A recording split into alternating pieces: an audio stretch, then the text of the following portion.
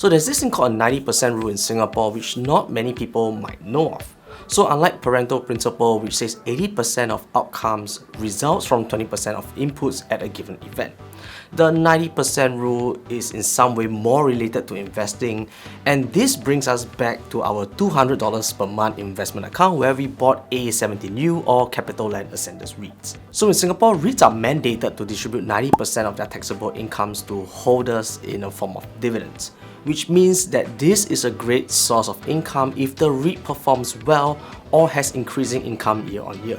And to fully understand this, let's take a look at what a REIT is, why people buy it, how do they work, and who are they for. So if you are new to the channel, hi, my name is Jordan, and on this channel we talk about personal finance and investing, but particularly for this series that you're watching, I'm working towards debunking the myth that by investing small amounts every single month, we can make our way to accumulate a large sum of wealth. So last month we bought A17U, which is Capital Land Ascendas REITs, and for those who are new to investing, this is what a REIT is.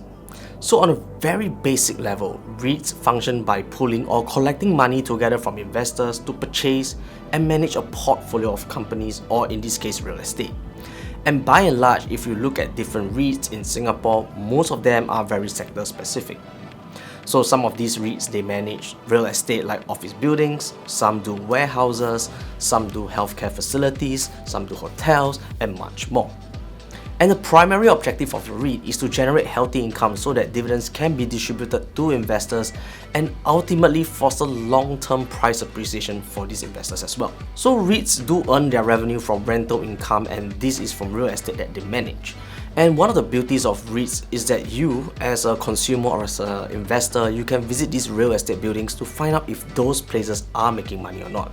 So for example, Suntec REIT, they do not only operate Suntec City in Singapore, but they also manage One Raffles Quay and MBFC properties, and they got a few buildings in Australia as well. And for us in Singapore, we can easily hop into Suntec City to look at the crowds on a weekend or even on a weekday during lunch period. And definitely more crowds equals to more people spending, which equals to shop can make more money, which means that they can pay and upkeep with the rent. Easy peasy lemon squeezy.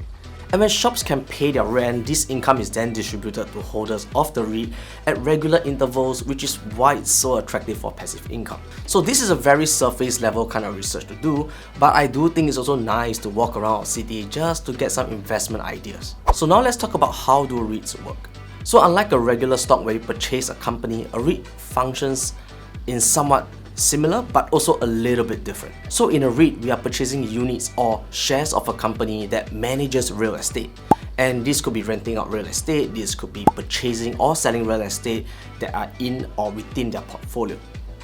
So for example, we spoke about Suntec REITs. So they manage a few properties, and these properties either generate rental income via renting out space to companies or to individuals, or it could be in a sale of a property where they get some increase in profits. And with the 90% rule, this means that 90% of the taxable income is shared back to investors who will receive a share of this income that was generated, and these are then distributed to dividends back to us.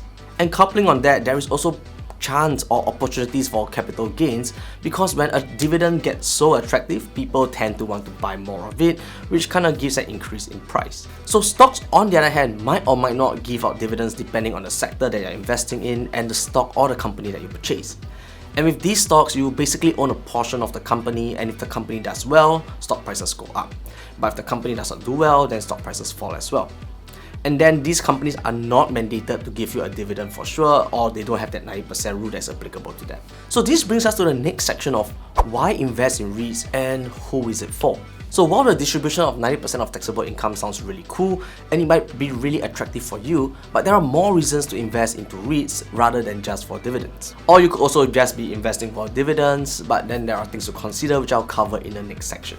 So other than dividends, REITs do provide potential for capital gains as well, which can put you in a really good spot. So now imagine you have a REIT for maybe a year or two, and it gives you 5% dividend across a 2-year period, and it gains 5%. So basically, if the REIT costs $1, you have collected 10 cents in dividends in 2 years, and now the REIT is valued at $1.05, which gives you a total of 15 cents in gains and dividends, which means a 50% gain, which is pretty decent. And the last thing I like about REITs is how hands-off it can be. So unlike purchasing a property, you will need to find a tenant, you got to do the property maintenance, you got to collect rent. But then with REIT, all this is done for you and all you have to do is really to sit back and collect dividends. Although things look all shiny and stuff, Cool, upgrade. Hey, oh, whoops. but just before you head to your favorite broker to purchase a REIT, there are 3 things for you to think about or consider or maybe even do some research on. So as a rental income business, what you need to know is this term called WALE, or weighted average lease expiry. So this is a measurement that usually comes in a time period of years, and it gives you a good indication of how much time is left until the last tenant is in the building. So ideally you want this number to be as high as possible, so a WALE of 8 years is better than 2 years because it means that this REIT or this property has an average of 8 years of lease left before the last tenant moves out. And the second thing to consider or to research on is the quality of property. So like we discussed, REITs can specialize in various sectors or industries, and it's always good to take a look at which industries they are dealing with and whether these industries are in high performing ones or are they in a low or flat sunsetting kind of industry. And the last but not least is how diversified these properties are. So remember with COVID, shopping malls were practically dead, and this caused many retail focused REITs to slump really badly.